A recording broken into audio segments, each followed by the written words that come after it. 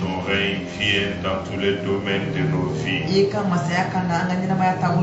Tu es le roi du royaume dans lequel nous sommes. Oui, le royaume des cieux. Le royaume de Dieu sur la terre. Oui, nous sommes de ce royaume. Nous sommes les enfants des royaumes. Nous ne sommes pas des simples personnes sur cette terre. Oui, nous sommes confortables aux autres, semblables aux autres. Mais en réalité, il y a une différence. Merci pour ton Esprit Saint en nous. Merci pour le royaume dans lequel tu nous as fait naître. Pour que nous soyons les citoyens du royaume des cieux. Et tu nous appelles à étendre ce royaume. Oh Père de gloire. Par la puissance de ton Esprit Saint. Donne-nous de voir le royaume. Donne-nous d'étendre le royaume. Donne-nous d'étendre ton règne. Louange et gloire à toi. Honneur et magnificence à toi. Oui, tu n'es pas n'importe quel roi. Tu es le roi des rois. Aucun autre roi n'est supérieur à toi. Tu gouvernes tout l'univers. Tout l'univers est l'œuvre de tes mains. Et reçois l'honneur. Les anges sont tes serviteurs. Et ce royaume est en ce lieu. Ce royaume est ici présent. Et tes serviteurs, les anges, sont en ce lieu. Merci pour ta présence. Merci pour ton règne. Merci pour ton règne. Règne sur nos vies. Dès maintenant et à jamais. Dans le nom de Christ Jésus. Amen. Asseyons-nous devant le Seigneur. Gloire au Seigneur. Gloire à l'Éternel des armées. Dieu qui t'a béni. Tu es béni. Tu n'es pas n'importe qui. Tu es une personne privilégiée. Tu es une personne supérieure. Tu n'es pas comme les autres. Oui, il y a une différence et une marque sur toi. Il faut croire en cela, il faut accepter cela. Oui, tu es béni dans le nom de Jésus. La grâce de Dieu est sur toi. La faveur de Dieu est sur toi. La bonté de Dieu se manifeste dans ta vie. Les bontés se sont renouvelées même ce matin. Et même en cette journée, la grâce de Dieu te localise. Sa faveur t'arrive. L'Éternel décrète en ta faveur. Les supplices des cieux sont ouverts sur toi. Alléluia. Tu es béni. Tu es une personne bénie. Tu es une personne privilégiée. Il faut le croire, il faut l'accepter. Proclame, je suis béni. Moi, je suis béni. Je transporte la bénédiction. La bénédiction est mon partage. La bénédiction est dans tous les domaines de ma vie. Ma famille est bénie. Mon travail est béni. Mon corps est béni. La bénédiction est partout en moi. Et je suis une source de bénédiction pour les autres.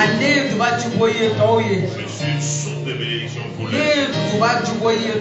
Alléluia. Amen. Il faut le croire, il faut l'accepter. Si tu réfléchis comme ça, tu parles comme ça, tu verras un changement soudain dans ta vie sans te rendre compte. Comme le dimanche passé, nous l'en parlions. Il nous faut comprendre ces choses. Le thème de l'année, conquérant vainqueur. Nous sommes des conquérants. Tu es un conquérant. Et nous l'avons dit déjà. Notre conquête ne commence pas par les territoires, les endroits, les villes. Ce n'est pas une conquête genre terrestre. Parce que quand on parle de conquête, nous parlons directement au territoire. Le dimanche passé, nous avons dit ici, la conquête commence en soi-même. Ta conquête doit commencer en toi-même. Parce que si tu regardes ta vie, peut-être tu vas trouver qu'il y a des domaines qui échappent à ton contrôle. C'est qu'est-ce que je veux dire par là? Il y a des choses que tu fais que tu ne veux pas faire. Il y a souvent des erreurs qui t'arrivent que tu ne veux pas que ces erreurs t'arrivent. Peut-être certains domaines de ta vie sont séquestrés dans une certaine dimension et tu ne veux pas que ça demeure comme ça. Il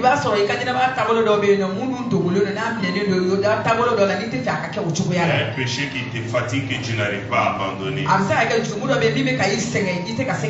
En tout bien, il y a un désir, il y a quelque chose que tu veux avoir que tu n'arrives pas à avoir.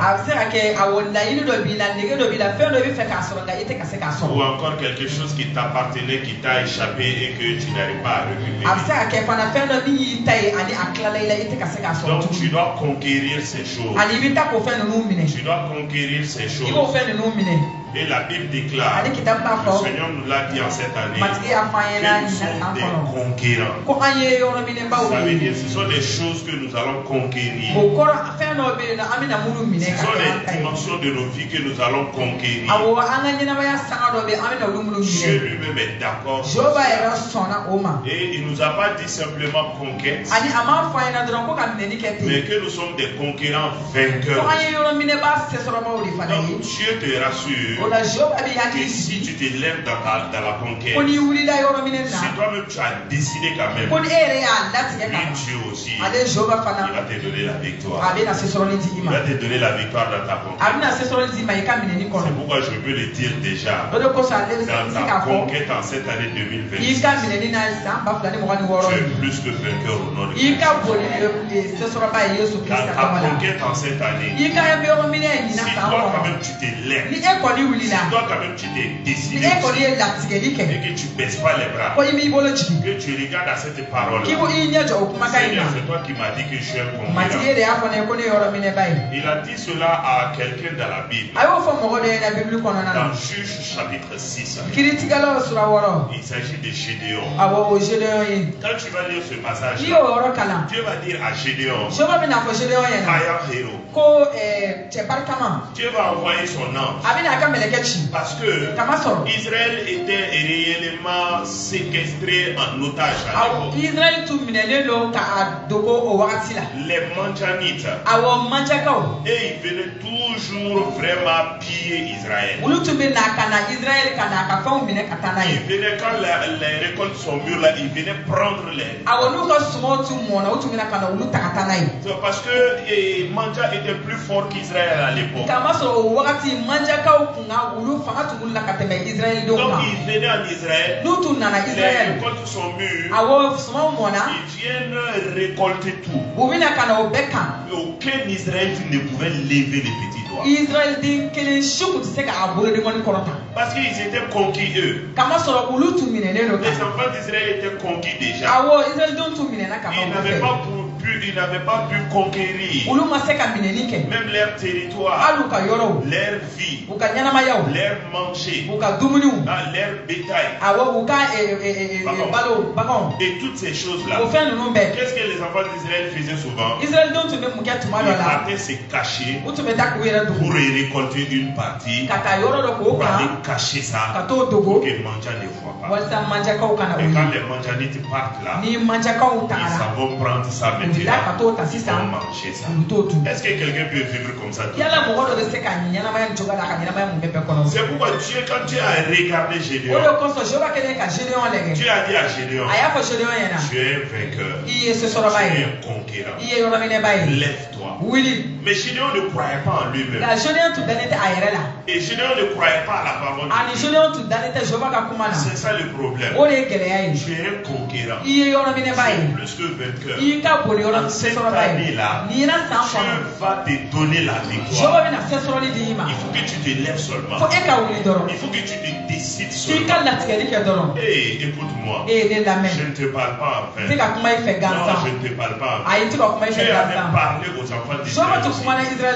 Et Gédéon même se disait, si Dieu est avec eux là, où sont les miracles qu'ils ont entendu parler? Beaucoup de chrétiens peuvent dire, si Dieu veut que je sois conquérant, un conquérant vainqueur dans ma vie, dans les différents aspects de ma vie, et même dans d'autres dimensions, dans d'autres choses que je fais. Pourquoi il n'exauce pas mes prières? Pourquoi il ne me donne pas ceci? Pourquoi il ne me donne pas cela? C'est ce que Gédéon disait aussi. Mais qu'est-ce que Dieu l'a dit? Va avec la force que tu as. Tu as une force en toi. En fait, tu ne te lèves pas, c'est ça le problème. C'est ça le problème. C'est ça le problème. Tu n'as pas encore décidé. Même dimanche passé, je disais ça. J'insiste là-dessus. Parce que nous sommes en début d'année. Si nous avons une bonne fondation en début d'année, c'est sûr que notre année sera couronnée de victoire et de triomphe. Il faut que tu te décides. Il faut que tu sois résolu. Dieu est avec toi. Crois-le. Ce n'est pas toi qui vas faire. C'est Dieu qui va faire au travers. Parce que c'est lui qui a utilisé Gédéon. Toi, écoute-le seulement. Obéis à sa parole. Il nous a dit qu'il nous dévance. Et son ange va devant nous. Et cette année, nous avons demandé son règne et sa volonté. Son règne et sa volonté. Nous continuons de demander cela. Que ce soit lui qui règne dans tous les domaines de vie. Que ce soit sa volonté qui soit appliquée en cette année. Comme Josué le disait ce matin, il faut que sa volonté soit manifeste. Si nous sommes dans sa volonté et que nous gardons sa parole, une chose est sûre, comme Gédéon a triomphé là, tu vas triompher au nom de Jésus. Tu vas triompher au nom de Jésus. Parce que Dieu a déjà décidé que tu sois vainqueur. Il faut le mettre, il faut le croire. Il faut le croire. Quand tu veux agir, quand tu veux opérer, dis au Seigneur, même si c'est dans ton cœur, en tout cas, Seigneur, voici, je vais commencer telle chose. Comme tu as dit cette année que nous sommes conquérants vainqueurs. Bon, je vais commencer telle chose là. J'ai besoin de toi. Si tu veux dire, même le pasteur m'a dit que voilà, c'est pas moi qui le ferai, mais c'est toi.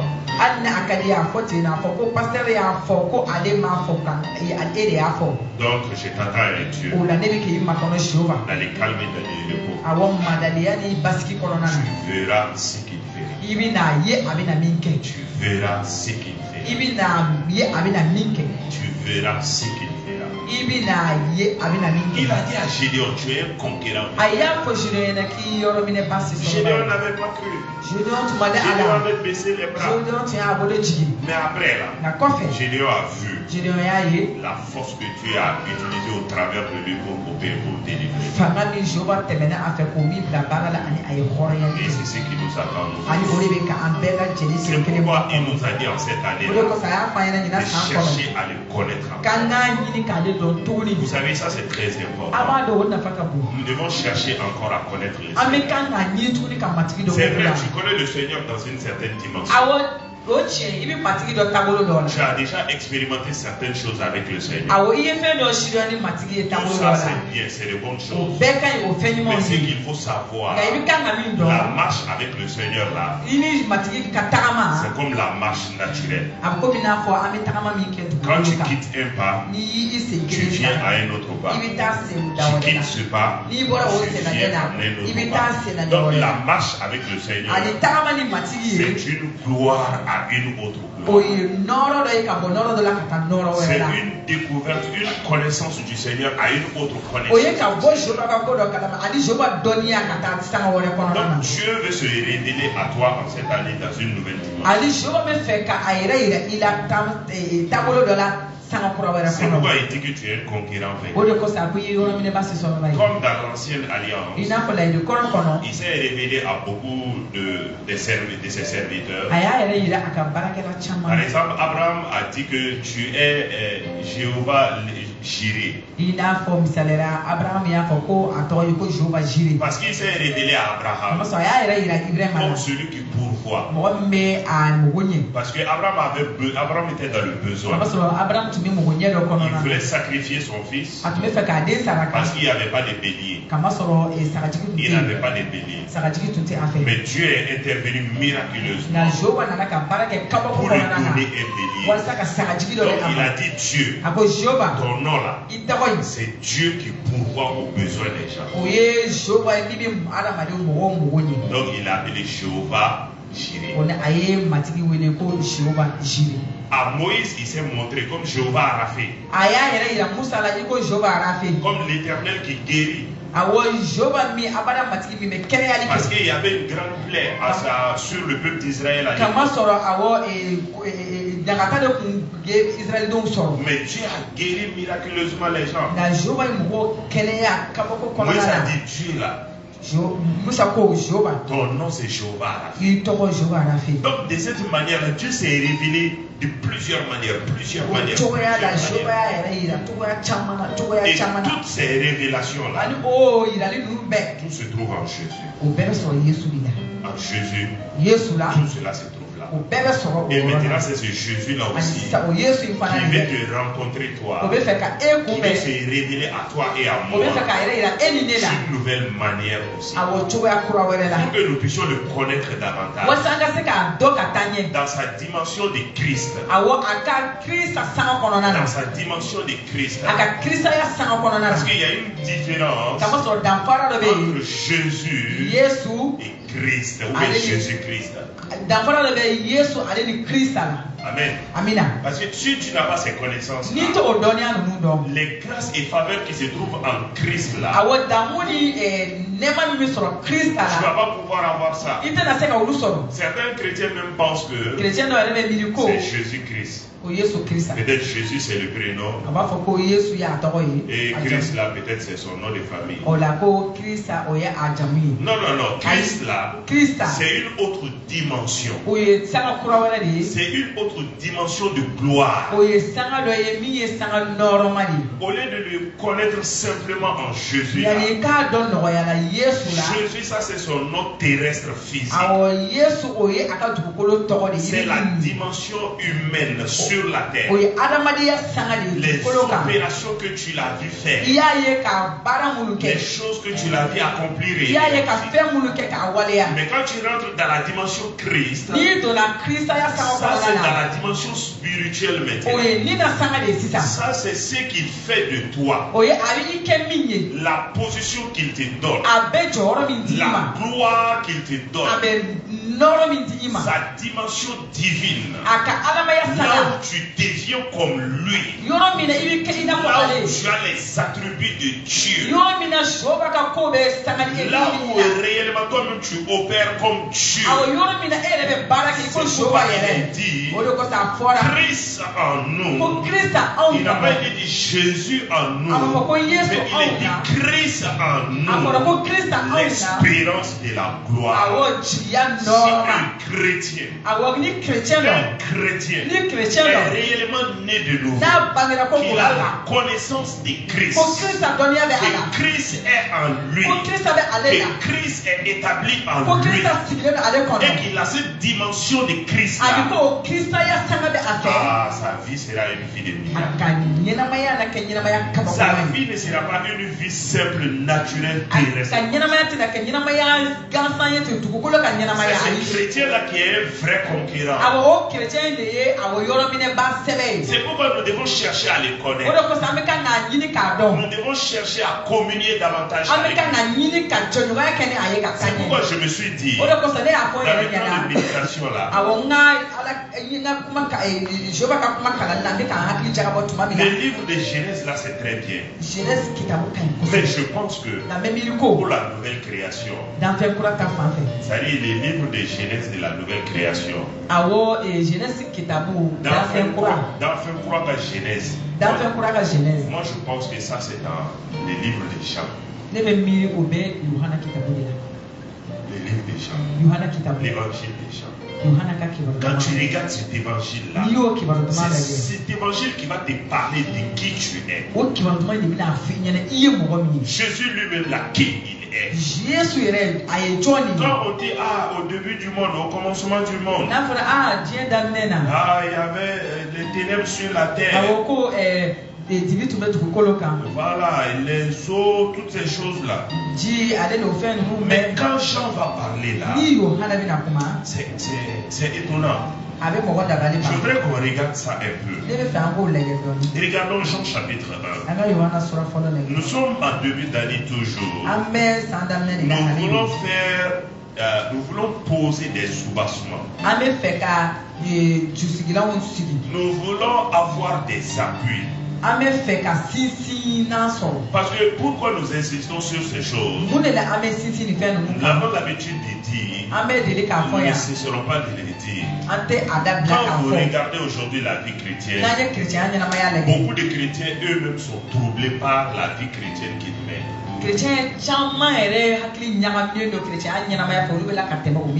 Ils se posent beaucoup de questions, mais qu'ils n'osent pas dire à haute voix. Il y a des zones d'ombre dans leur cœur, dans leur vie, parce qu'ils n'ont pas compris certaines choses. Parce que quand ils regardent leur vie chrétienne, et ce que la vie chrétienne normale doit être, ils voient toujours qu'il y a une différence. Et quand tu regardes beaucoup de chrétiens, nous tendons à quelque chose, nous cherchons quelque chose. Nous voulons une dimension. Mais quand nous regardons nos vies, vraiment souvent, beaucoup de personnes sont découragées. Certains même se disent, est-ce que Dieu ne les a pas oubliés? Est-ce que Dieu ne les a pas abandonnés? Non, non, non. Certainement, il y a quelque chose que tu n'as pas compris. Ou bien il y a quelque chose que tu ne fais pas comme tu dois faire. Ou bien il y a quelque chose qui t'est demandé que tu n'arrives pas à accomplir. Sinon, regarde la vie de Jésus sur la terre. Sa vie, il a réussi sa vie. Regarde la vie des apôtres sur la terre. Et ceci, ils ont réussi leur vie. Et quand tu regardes leur vie, tu sais qu'il y avait la dimension de Christ en eux. Ils avaient au début une certaine connaissance, mais après ils sont arrivés à une autre connaissance. Même Jésus, quand tu regardes sa vie, au début de sa vie là, il était dans une dimension, et puis après il est passé à une autre dimension. Quand tu regardes les disciples aussi, c'est la même chose. Ils étaient à une dimension inférieure. Mais quand la dimension de Christ s'est révélée, manifestée dans leur vie là, ils ont ils sont arrivés à une autre dimension. C'est ça la vraie vie. Tant qu'ils ne sont pas passés par là, nous sommes chrétiens. Mais il y a quelque chose qui manque. Il y a quelque chose qui manque. Et c'est dans cette dimension-là. C'est-à-dire, tu sens qu'il y a quelque chose qui te manque. Tu sais que tu n'es pas arrivé quelque part où tu dois arriver. Tu vois, c'est-à-dire, tu le sens en toi. Donc, il faut que cette soif-là soit étanchée. Il faut que cette faim spirituelle-là soit assouvie. Et beaucoup de chrétiens n'ont pas le courage de dire au Seigneur, je sais que je ne suis pas arrivé là. Seigneur, j'ai besoin de toi encore. Il faut que ma vie là soit une vie de témoignage. Quand je regarde Jésus, je regarde où il était à sa naissance jusqu'à 30 ans. Voici sa vie. Mais à partir de 30 ans, les 3 ans et demi qu'il a vécu là, regarde comment il est devenu. Et regarde les disciples. Ils ont suivi Jésus 3 ans et demi. Mais après ça aussi, leur vie a changé. Ils sont devenus un autre type de personne. Et regarde Paul. Au moment où il était seul, il avait une connaissance de Dieu. Il pensait même que c'était la bonne connaissance. Il agissait sur cette connaissance. Et les gens le reconnaissaient dans cela. Il le faisait très bien. Il pensait que c'était ça. Mais un jour, quand Jésus l'a rencontré, la vie de Paul a changé. Même Abraham, c'était comme ça. C'était un idolâtre. Il ne connaissait pas Dieu. Mais depuis que Dieu a commencé à le parler, il a commencé à avoir une intimité avec Dieu. Il a changé petit à petit. Petit à petit. Petit à petit. Jusqu'à ce qu'il est devenu le père de la foi. Regarde Moïse. Toute sa vie, jusqu'à 40 ans, il se battait. C'est la connaissance là. Il avait une connaissance. Il avait la connaissance d'Égypte. Il connaissait Dieu d'une certaine manière. Mais quand le vrai Dieu l'a rencontré, quelque chose a changé. Un homme de 40 ans, sa vie a changé. Il est devenu un autre type d'homme. Les miracles l'ont suivi. Les prodiges les suivi. Il a fait des grandes choses. Même le pharaon n'a pas pu tenir devant lui. Et regarde Gédéon dont on a parlé. Gédéon aussi était un faiblard comme ça. Il craignait, il était faiblard. Mais depuis que l'ange de l'Éternel l'a rencontré, ils ont parlé. Et Gédéon est devenu un autre type de personne. C'est ça la vie chrétienne. C'est ça la vie chrétienne. Est-ce que nous aussi nous sommes arrivés à ce niveau? Est-ce que nous sommes arrivés là-bas? Donc une chose est sûre, tant qu'on n'est pas arrivé là-bas, on va traîner beaucoup. On va beaucoup traîner. Comme Moïse, pendant ses premières 40 années, il a essayé, il veut libérer le peuple. Il n'a pas pu libérer le peuple.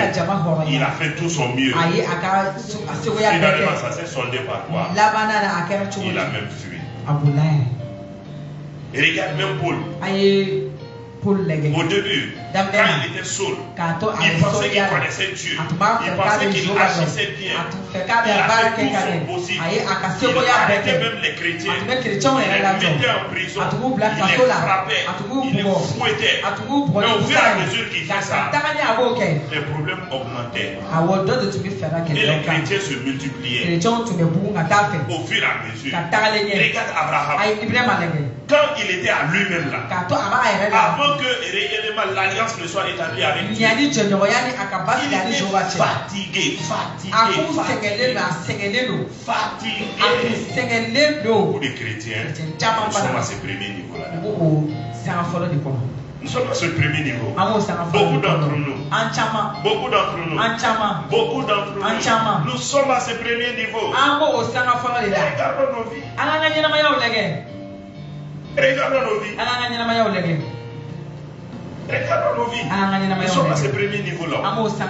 C'est pourquoi même l'année passée, on avait commencé l'année comme ça, avec ce passage de Luc chapitre 3 et 4 là. Et cette année aussi, c'est la même chose. C'est la même chose. On commence avec Matthieu 4. C'est la même chose. Le début du ministère de Jésus. Beaucoup d'entre nous là, nous sommes dans les ministères, nous sommes dans les départements, nous sommes dans beaucoup de choses dans l'église. Or, au préalable là, il y a quelque chose à faire. Comme je le disais là, cette première partie là, il faut que tu rencontres Dieu. Non, tu ne peux même pas rencontrer Dieu, il faut que Dieu te rencontre. Il faut que Dieu dans sa grâce décide de nous rencontrer. Il faut qu'il nous rencontre. Il faut qu'il nous rencontre. Sinon, haut et bas, haut et bas, haut et bas. À certains moments là, ça va. D'autres jours aussi, notre moral est au plus bas. On est fatigué. C'est pourquoi, regarde, souvent, tu vois certains chrétiens, tu n'arrives pas à les comprendre. Pourquoi? Quand tu vois leur engagement, quand tu vois leur détermination, tu vois leur soif du Seigneur, leur consécration à la prière aux jeunes, l'engagement, le soutien des autres, se battre même pour les autres, l'évangélisation, et toutes ces choses-là, tu ne comprends pas. Oui, tu ne peux pas comprendre. Parce que ces personnes-là, ce qui fait qu'ils sont comme ça là, c'est parce que Dieu les a rencontrés. Même s'ils ne sont pas encore passés à l'autre niveau là, en tout cas ils sont sur le chemin d'aller là-bas. C'est pourquoi il y a un feu qui brûle en eux. C'est pourquoi il y a une flamme qui brûle en eux. C'est pourquoi ils sont conduits par quelqu'un. Parce que quelqu'un les attire. Quelqu'un est en train de les parler dans leur cœur. Ils parlent à quelqu'un. Ils écoutent quelqu'un. Quelqu'un les dirige. Quelqu'un les oriente. Quelqu'un leur dit ce qu'ils doivent faire. C'est pourquoi nous avons dit en début d'année là, Seigneur ton règne. Seigneur, que ce soit toi qui nous conduis. Que ce soit toi qui nous oriente. Que ce soit toi qui nous dis ce que nous devons faire. Seigneur ton règne. Seigneur ta volonté. Seigneur par notre volonté. Parce qu'avec notre volonté, nous sommes fatigués. Parce qu'avec notre volonté, avec notre règne, nos choix à nous, nos manières de faire, nous sommes fatigués. Beaucoup de chrétiens sont fatigués. Beaucoup de chrétiens ne dorment même pas la nuit. Dans leur cœur, des multitudes de questions au Seigneur. Parce qu'ils n'ont pas le temps d'écouter Dieu.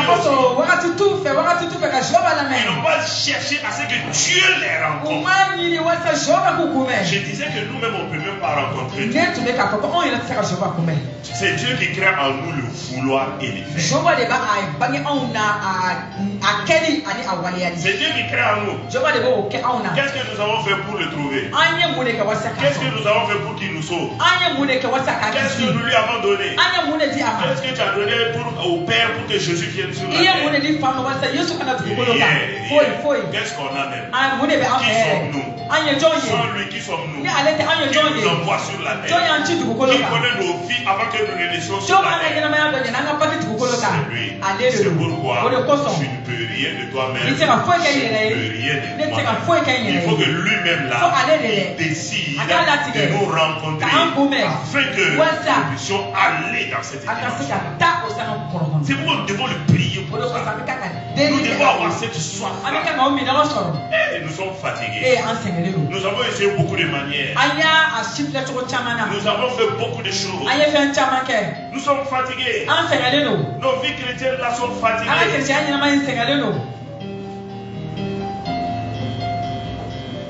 Parce que nous ne sommes pas en train d'aller dans le bon sens. Parce que sa volonté est réelle. Son rêve, ce qu'il veut accomplir, cela n'est pas notre priorité aussi. Parce qu'il ne nous a pas rencontrés. Et regarde toutes ces personnes que j'ai citées. Qu'il a rencontrées. Est-ce que ces personnes-là sont restées les mêmes? Jamais. Même les Daniel. Souvent, nous pensons que si on parle de rencontrer Dieu là, que réellement c'est les pasteurs, les gens de l'église, les départements et autres. Non. Même dans ton travail, là où tu travailles, là, tu as besoin que Dieu te rencontre. Si Dieu te rencontre dans ton travail, au service là-bas, tu seras incontournable. Pourquoi tu es fatigué au service? Pourquoi ça ne va pas au service? Pourquoi ça ne va pas à la maison? Pourquoi ça ne va pas dans tes études? Pourquoi ça ne va pas dans ton commerce? Pourquoi ça ne va pas dans ta santé? Pourquoi ça ne va pas dans les différentes situations?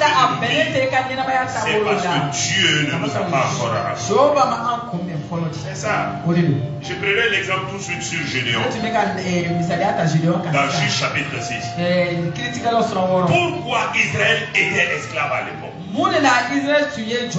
Pourquoi Israël n'arrivait pas réellement à se défaire des mendiants à l'époque? Parce qu'Israël était dans le péché. Israël avait laissé la voix du Seigneur.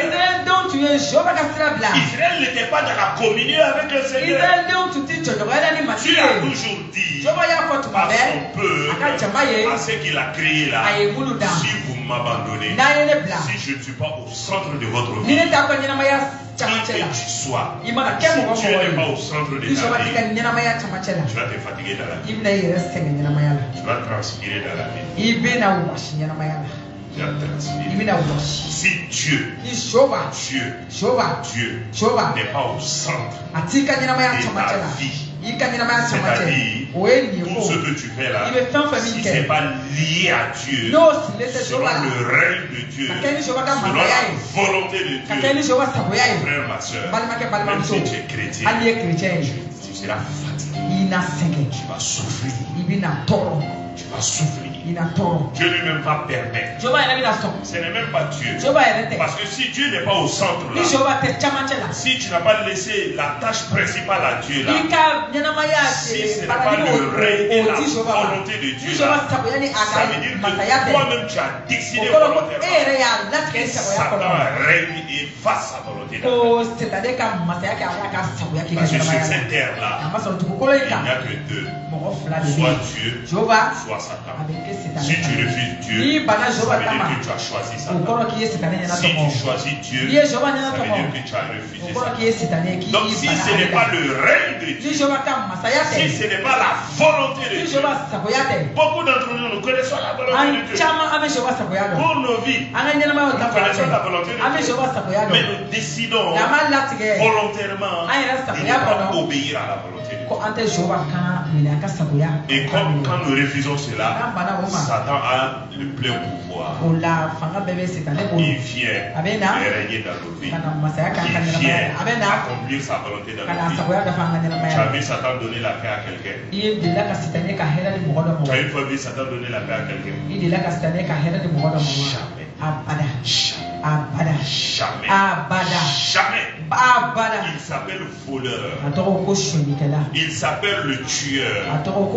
Le meurtrier. Il s'appelle l'accusateur. C'est pourquoi je vous dis toujours, si tu sens de l'accusation dans ton cœur, ce n'est pas Dieu. Dieu ne va pas t'accuser. Non, l'Esprit de Dieu ne t'accuse pas. Non. C'est Satan qui s'appelle l'accusateur. C'est pourquoi quand tu accuses quelqu'un aussi, tu condamnes quelqu'un aussi, qui qu'il soit, la personne que tu accuses, quelle que soit la personne, qu'il soit chrétien ou pas, Satan est en train de t'utiliser. Satan est en train de t'utiliser. Parce que c'est lui qui s'appelle l'accusateur. C'est lui qui accuse.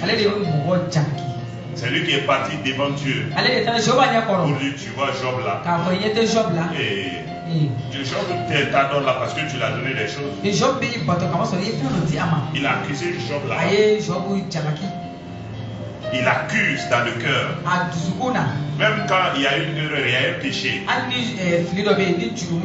tu es mal à l'aise dans ton cœur. Ça, c'est le Saint-Esprit. Mais s'il y a l'accusation, ça c'est pas le Saint-Esprit. Le Saint-Esprit va toujours te pousser à la repentance.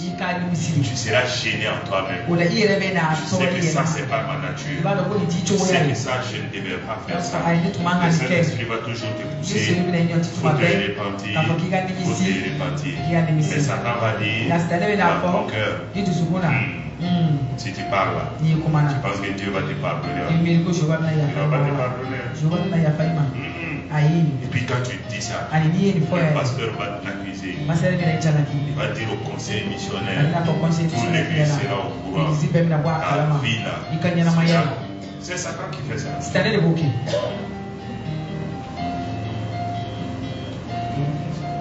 Nous devons chercher à ce que Dieu nous rencontre.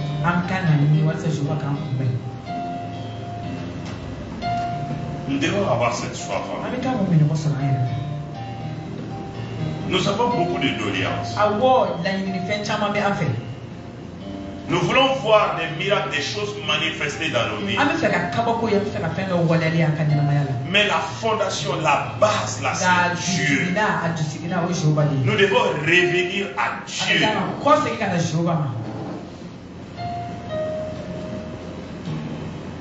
Nous devons revenir à Dieu. Nous devons nous humilier. Nous devons nous rabaisser et implorer sa grâce, sa faveur, avec ses pensées, avec les pensées de Dieu en nous, avec les règnes de Dieu sur nous, et avec réellement l'obéissance à sa parole. Sans perdre de vue qui nous sommes. Beaucoup de chrétiens ont une mauvaise image d'eux-mêmes. Et dans beaucoup de nos églises aussi. Et même nous les prédicateurs, on n'a pas trop bien compris. Dans beaucoup d'églises là, on parle plus de péché que du royaume de Dieu. Ce que tu dis aux gens là, c'est ce qui va rester dans leur cœur. Si tu ne parles que péché, péché, péché, qu'est-ce qui va rester dans leur cœur? Péché. Et ils ne vont pas éviter ça. Ils vont rester dedans. C'est pourquoi j'ai dit, sans perdre de vue qui nous sommes.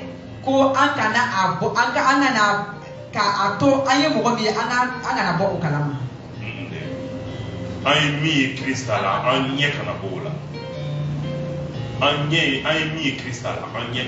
Il ne faut pas perdre ça. Tout ce, vous savez, dans la vie chrétienne, souvent il y a quelque chose qui fatigue. C'est un vrai chrétien. Il faut comprendre quelque chose. Dans la vie chrétienne, il y a des éléments de base. Tout doit tourner autour de ces choses-là. Par exemple, même si on te dit un chrétien doit prier, c'est-à-dire dans la même situation-là, on est en train de te dire un chrétien qui ne pardonne pas, même si tu pries, ta prière ne sera pas exaucée. Il y a des choses que tu dois connaître de fondation, de base en toi. Tu pries, tu demandes des choses à Dieu. Mais c'est toi qui accuses aussi les gens par-ci, par-là. C'est toi qui diffames par-ci, par-là. Et tu pries. Ou bien tu ne pardonnes pas. Et tu penses que tu seras exaucé. C'est souvent ces choses-là qui nous fatiguent. Ou bien tu pries. Mais tu n'es pas dans l'obéissance. Donc tu sais que tu n'es pas dans l'obéissance. Mais tu es en train de prier jusqu'à ce que tu viens à l'église. Maintenant, délicat, Kundo Khalifa, comment sera Mena, c'est-à-dire ce n'est pas Satan, c'est ton manque d'obéissance. Si tu n'obéis pas, tu n'es pas humble là, tu es dressé ennemi de Dieu sans te rendre compte. La Bible dit Dieu résiste aux orgueilleux. Ceux qui ne sont pas humbles, Dieu les résiste. Même s'ils prient, Dieu les résiste. Même s'ils jeûnent, Dieu les résiste. Même s'ils donnent leur dîme et leur offrande, Dieu les résiste. Ça ne va pas changer. Même s'ils prient, Dieu les résiste. Même s'ils sont serviteurs de Dieu, Dieu les résiste. Il y a des choses qu'il faut comprendre dans la vie chrétienne. Sinon, tu vas te fatiguer. Tu vas te dire, et pourtant je fais ça, et pourtant je suis comme ça, je suis dans cette dimension, j'agis comme ça, mais Dieu ne me regarde pas, Dieu m'a oublié, Dieu ne regarde pas ma maison, Dieu ne regarde pas ma famille. Arrête-toi d'abord. Arrête-toi. Examine-toi toi-même. Examine-toi toi-même. Juge-toi toi-même. À la lumière de la parole de Dieu. Juge-toi toi-même. Sinon, une chose est sûre. Si Dieu nous rencontre, si Dieu rencontre quelqu'un, c'est ça ma prière. En ce début d'année. Et Dieu rencontre-moi. Dieu rencontre. Moi-même, je ne peux pas te rencontrer. Une chose est sûre. Je sais que si je te rencontre, je sais que je serai de l'autre côté. L'autre dimension d'autre là-bas. Regarde les grands serviteurs de Dieu. Ils te parlent de leurs expériences avec le Seigneur. Même les grands opérateurs économiques. Souvent on parle de Dangote au Nigeria. Mais regarde ce que l'homme de Dieu a proclamé sur sa vie. Il a rencontré un homme de Dieu d'abord. Qui a parlé sur sa vie. Qui a déclaré des choses. Et voici sa vie aujourd'hui. C'est pourquoi je dis c'est dans tous les domaines. Quand quelqu'un rencontre Dieu, il va sortir changé. Il va sortir satisfait. Même s'il n'y a rien dans sa main, même s'il n'y a rien d'abord, mais une chose est sûre, il va sortir satisfait. Parce qu'il sait que quelque chose a changé. Parce qu'il sait que Dieu est en route pour faire quelque chose. Parce qu'il sait que sa vie ne sera jamais la même. Nous avons besoin de rencontrer.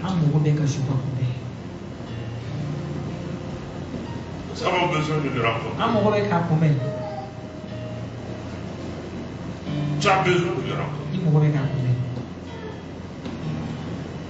Tu as besoin, j'en suis sûr. C'est-à-dire dans ton cœur là, il y a un vide. Dans ton cœur là, dans ta famille, c'est comme s'il y a quelque chose qui te manque. Au plus profond de toi-même là, tu le sais. C'est comme s'il y a quelque chose qui manque. Il y a une main qui doit intervenir pour faire quelque chose. Il y a une vie qui doit se manifester quelque part. Il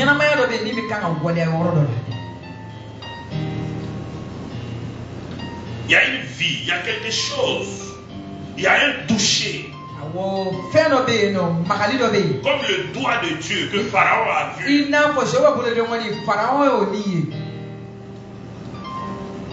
Nos vies ont besoin de ça.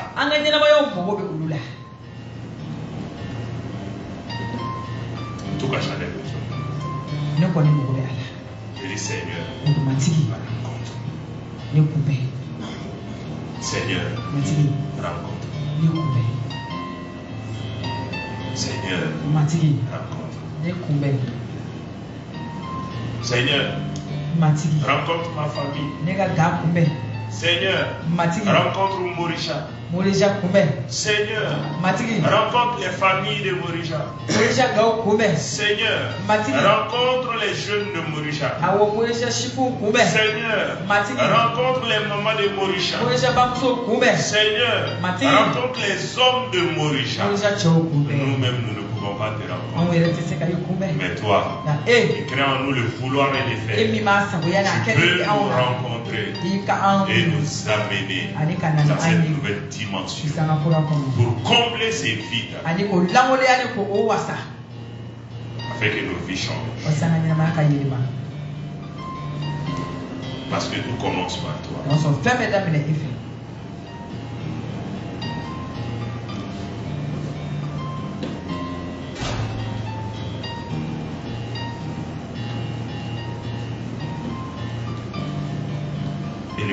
Demandons cela.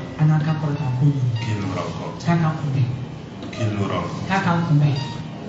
Dans sa grâce. Dans sa miséricorde. Dieu de toute grâce. Dieu de toute faveur.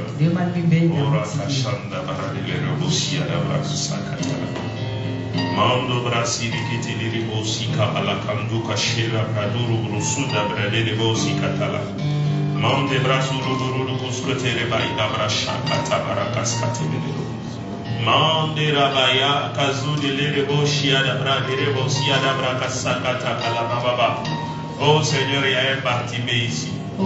Mangada brostoro bosi de bredo koshere barira bosi da brade rebo. Jésus. Jésus. Jésus.